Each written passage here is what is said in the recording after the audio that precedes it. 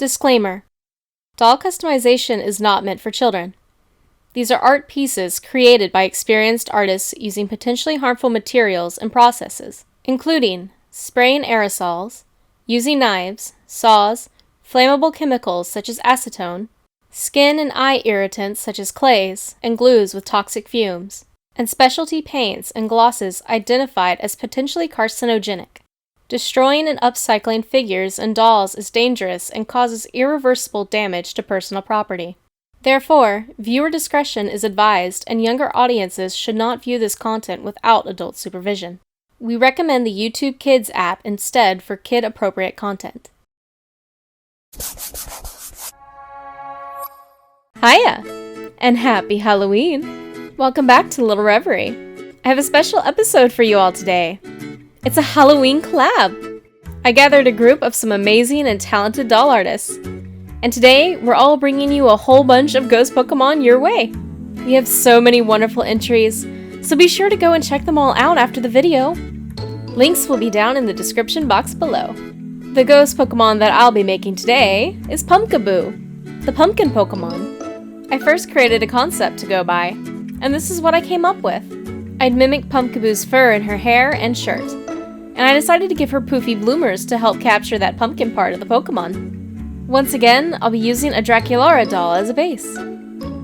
First things first, let's prep the doll. With some scissors, give your doll a buzz cut by trimming their hair down as close to the scalp as you possibly can. Now prepare a cup of boiling water, dunk your doll's head in, and let her stew in there for a bit. And while you wait, use the remaining water to make yourself some tea while you work. I actually got some special tea leaves just for this video today. It's called Poppin' Pumpkaboo from Adagio Tea. Very appropriate for today's video, no? Not sponsored or anything, but if you like chai tea, give it a try. I highly recommend it. I'll leave a link to it down below. Oh yeah, so how is our Pumpkaboo in the works doing? Once she is stewed long enough, we can take her out of the cup and yank that head right off her neck peg.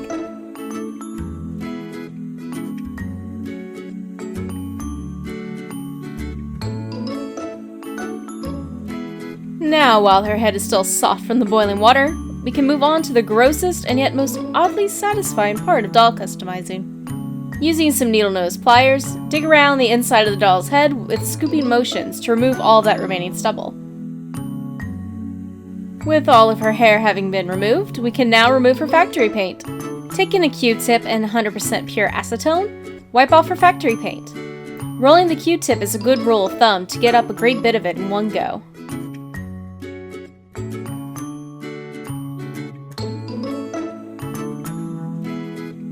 After I had removed her factory paint, I decided to go ahead and add the structure for her hair that I would need later on. In my concept, I conveyed that hair on Pumpkaboo's head as an ahoge, often referred to as a cowlick or idiot hair. I also styled Pumpkaboo's ears as shorter strands of hair, styled in a similar fashion to the Pokemon. To help achieve this look, I fed 3 wires through the head of the doll, and the necessary placement for each. In hindsight, I feel like I probably should have made the ahoge wire a bit bigger, but oh well. I also ended up changing my concept later on for the shorter hair strands on the sides. So the wire on those ends ended up being pointless, but we'll cover that later. And now that we have our structure for her hair, we now have alfalfa with horns. Whatever, let's move on to her face up. As always, I'll be using soft Munyo pastels, an assortment of makeup brushes, and Arteza watercolor pencils. After spraying a doll with a layer of MSC, I go in with a light brown watercolor pencil to draw in the shape of the eyes. My biggest nemesis is symmetry. I always struggle to draw the second eye, so to make things easier for me, I'm going in and marking points to connect as I draw out the eye. This helps me to line them up with each other and make them the same size.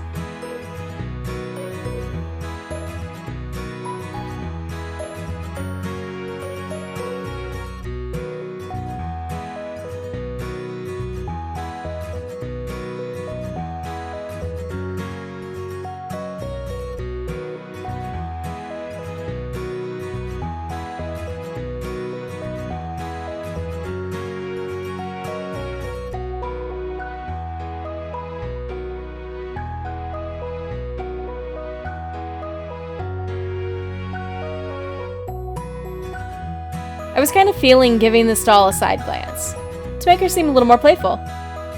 So I drew her irises more towards the left. The doll's left or right. Which, now that I think about it, I haven't really drawn a doll with a side glance since the High Class Lady doll repaint I did earlier in the year.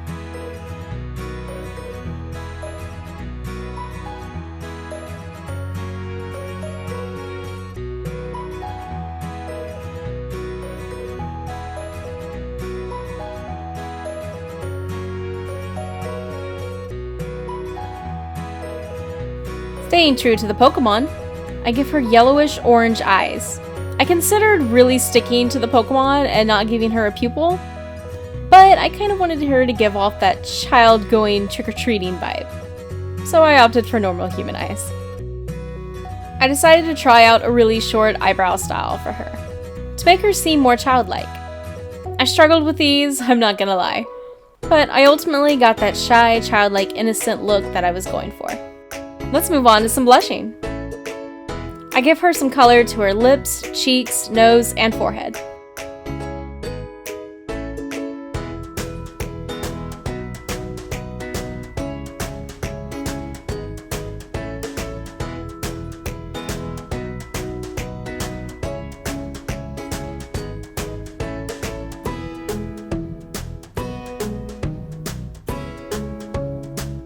With the first layer done, I spray the doll again so I can go back in and saturate those colors. Each time I feel like I cannot build up any more pigment, I seal her with MSC. Think of it as starting a new layer in Photoshop.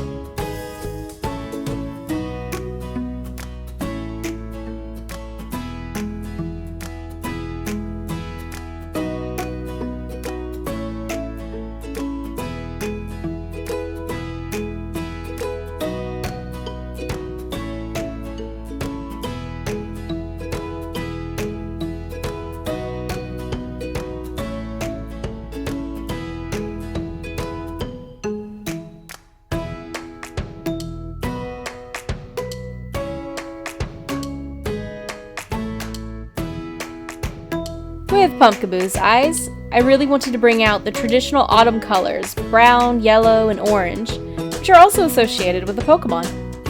So I used a dark brown in place of a black.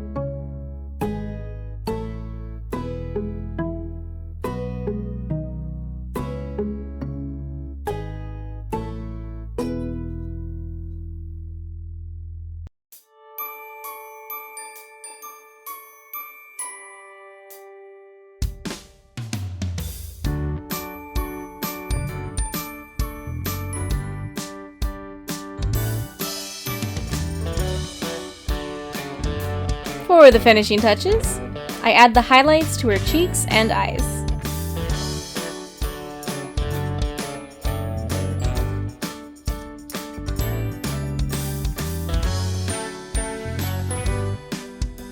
And here she is with her face up all finished. Time to move on to the hair. Similarly to my Mew Mint repaint, I marked out sections where her hair would part, and I also painted her scalp in the off chance it would show through any areas.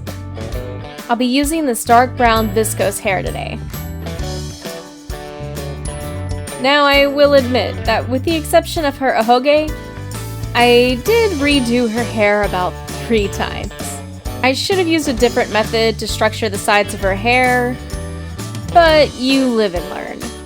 Ultimately, what I ended up doing that finally worked for me was to scratch the idea of the short strands of hair, and instead incorporate Pumpkaboo's ears as hair buns. So what I ended up doing was sculpting her buns out of polymer clay. Hindsight is 20/20, and among my frustration with her hair, I actually forgot to put pins in the hair buns before baking the clay. Smart one there, Alex. So I took note from my Mew Ichigo repaint and used epoxy glue to attach them, with some reinforcement as they dried. Whatever works, am I right? Great! Now that that fiasco with her hair is all over with, I can finally get to making her outfit. I used cotton fabric in brown, orange, and yellow. I first made her bloomers. A big thank you to Onyx on Instagram for giving me her Bloomin' Bloomers pattern. I couldn't find one anywhere, and since I only know the basics of sewing, I doubt I could have made one without a pattern to go by. So without this pattern, I would not have been able to make the Pumpkaboo I envisioned. Thanks again! Oh look, it's a black cat on Halloween. Yeah, don't worry, he brings good luck. Sort of.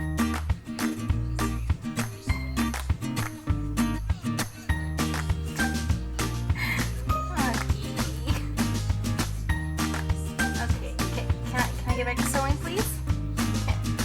Can I? Please? I love you too.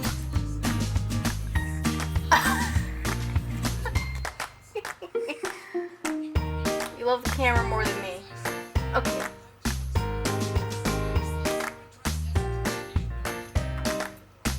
Okay, good. Lay down.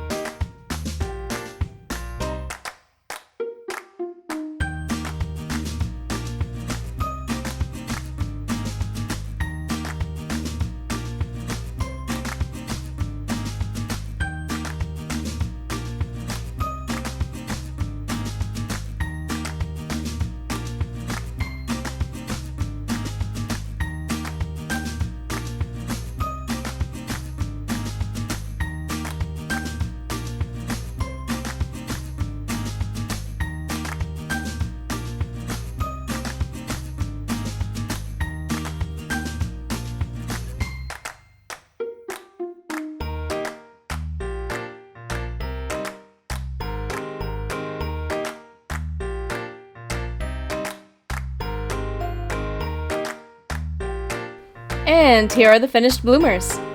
I painted 2 half beads with yellow glow in the dark paint, and glued them onto the bloomers to mimic the jack-o'-lantern eyes on the Pumpkaboo.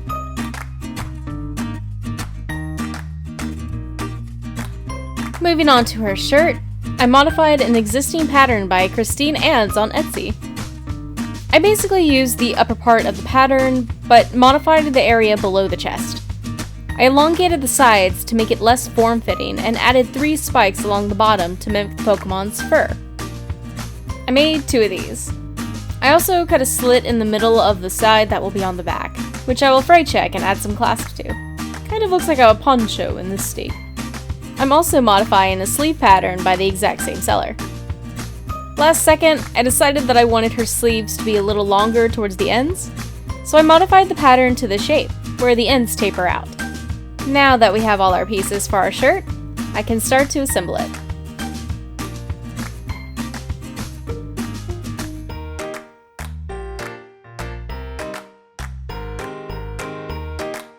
Before turning the shirt right side to right side and sewing it closed, I sew a spike trim I made to the ends of the sleeves.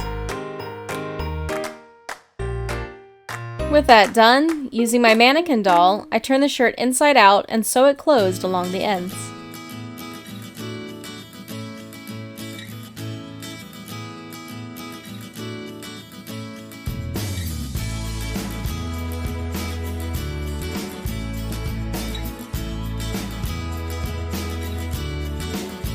And now we have our basic shirt.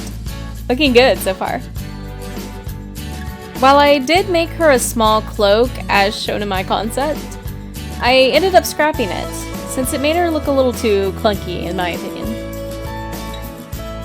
So I took the collar and bow that I would have attached to the cloak, and I attached it to the shirt instead.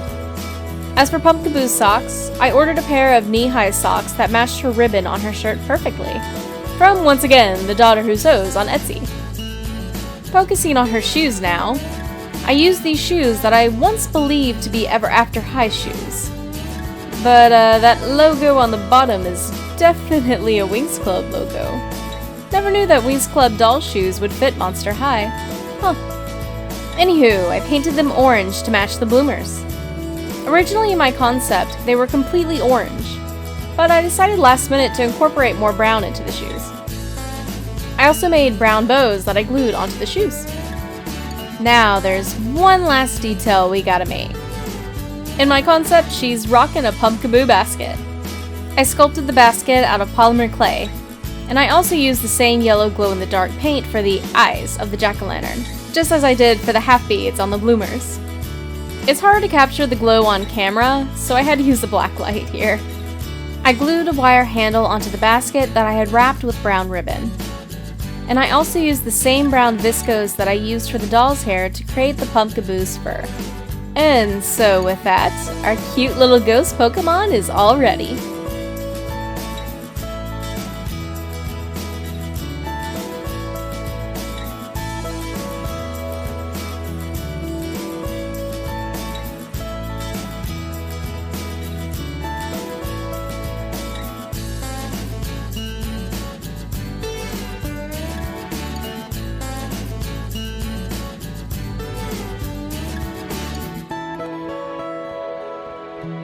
She turned out so cute! Pumpkaboo is easily my favorite ghost Pokemon, and I had a blast making her. So what is your favorite ghost type Pokemon?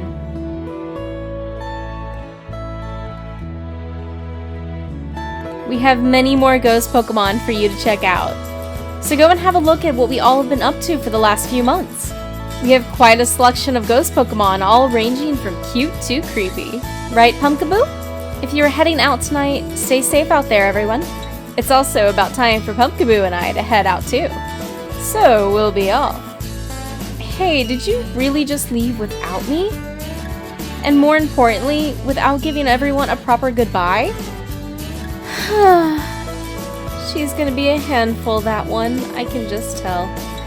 Well, I guess it's just gonna be me today, since a certain someone decided to go eat some candy instead. Oh well. If you enjoyed this video, don't forget to poke that like button and subscribe for more videos. And so, as always, from Little Reverie to you, may you all have a wonderful day. See you next time! Now to go catch up to that mischievous ghost. There you are. And I see that you found more candy. In the future, please don't wander off like that. You should at least help with the outro.